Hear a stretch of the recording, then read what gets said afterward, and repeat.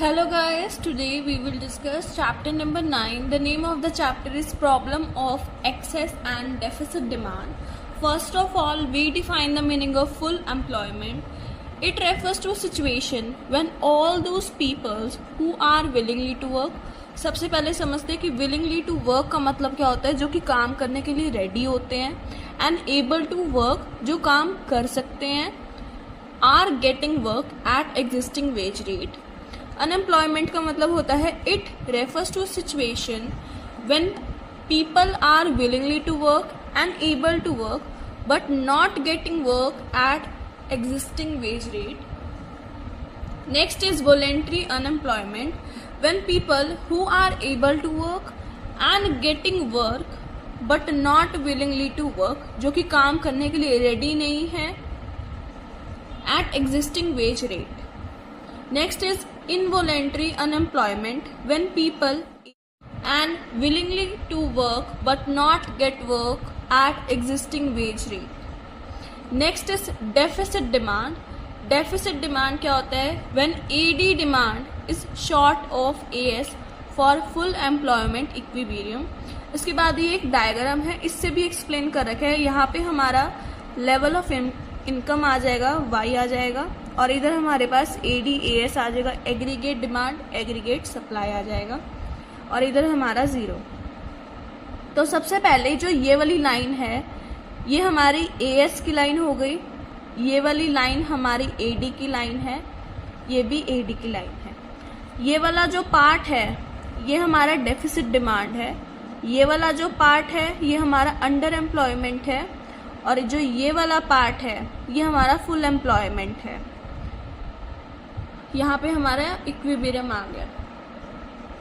इसके बाद हम पढ़ते हैं डेफिसिट. डिफ्लेशनरी डिमांड क्या होती है? डेफिसिट डिमांड समझ ली, अब हम पढ़ेंगे डिफ्लेशनरी डिमांड क्या होती है. A gap when AD is short of AS for full employment equilibrium. With the help of diagram we will discuss.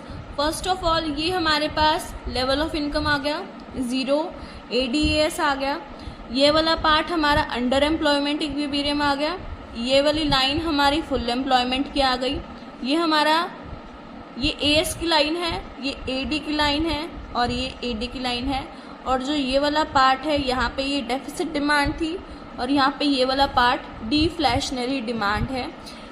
Deflationary demand का सिंपल सा ये मतलब है कि when AD is less then from AS, कि जो AD है वो लेस देन है किससे? AS से. अगला टॉपिक देखते हैं अब हम. इसके बाद आते हैं कोजेस ऑफ डेफिसिट डिमांड. सबसे पहला decrease in private consumption expenditure. किस लिए होता है? Due to MPC marginal propensity to consume, जब कम हो जाती है तब. अगला आता है decrease in private investment expenditure due to down in business expectation. इसके बाद आता है decrease in government expenditure due to budgetary deficit. Causes of inflationary gap या फिर excess. Increase in private consumption expenditure, इसका अपोजिट आ जाएगा. जैसे यहाँ पे अगर MPC कम हो रहा है, किस वजह से? क्योंकि यहाँ पे जो MPC कम हो रहा है क्योंकि यहाँ पे प्राइवेट कंजप्शन एक्सपेंडिचर की वजह से. ऐसे ही यहाँ पे जो MPC है वो बढ़ जाएगा. अगला है यहाँ पे डिक्रीज इन प्राइवेट इन्वेस्टमेंट था, यहाँ पे आ जाएगा increase in private investment expenditure due to up business expectation. Increase in. Next is increase in government expenditure, more expenditure on activity development by the government. Deficit demand के बाद हम पढ़ेंगे अब एक्सेस डिमांड. तो when AD is excess of AS for full employment equilibrium. अब ये diagram है, यहाँ पे हमारे पास लेवल ऑफ इनकम आ गया, और यहाँ पे हमारे पास ADAS आ गया. जो ये वाला पार्ट है ये हमारा होता है एक्सेस डिमांड. ये वाली लाइन है ये AS की है, और ये वाली लाइन AD की, ये वाली लाइन AD की. ये वाला पार्ट हमारा फुल एम्प्लॉयमेंट का हो गया. अगला समझते हैं इनफ्लेशनरी डिमांड, हमने डिफ्लेशनरी डिमांड का पढ़ा, अब हम पढ़ेंगे इनफ्लेशनरी गैप के बारे में। When AD is in excess of AS for full employment equilibrium, ये डायग्राम है, यहाँ पे Y आ गए, यहाँ पे ADS आ गए, यहाँ पे 0 आ गया। जो ये वाली लाइन है ये AS की हो जाएगी, ये वाली AD की, ये वाली AD की। अब जो ये पार्ट था और ये पार्ट था, यहाँ पे एक्सेस डिमांड आया था। अब जो ये वाला पार्ट होगा, यहाँ पे जब हम डिफ्लेशनरी की बात करें थे तो डिफ्लेशनरी आ गया था। अब इनफ्लेशनरी की बात करें तो यहाँ पे जो ये वाला पार्ट है ये इनफ्लेशनरी गैप हो जाएगा। इनफ्लेशनरी गैप का मतलब होता है when AD is higher than AS, वहाँ पे क्या था, when AD is less than AS ऐसे था, और यहाँ पे when AD is higher than AS। अगला टॉपिक है policies to combat the problem of deficit demand and excess demand. यहाँ पे सारी डेफिसिट आ जाएगी, यहाँ पे एक्सेस आ जाएगी। सबसे पहले देखते हैं बैंक रेट कम हो जाएगा और एक्सेस बढ़ जाएगा। रेपो रेट में कम होगा, यहाँ पे भी बढ़ जाएगा।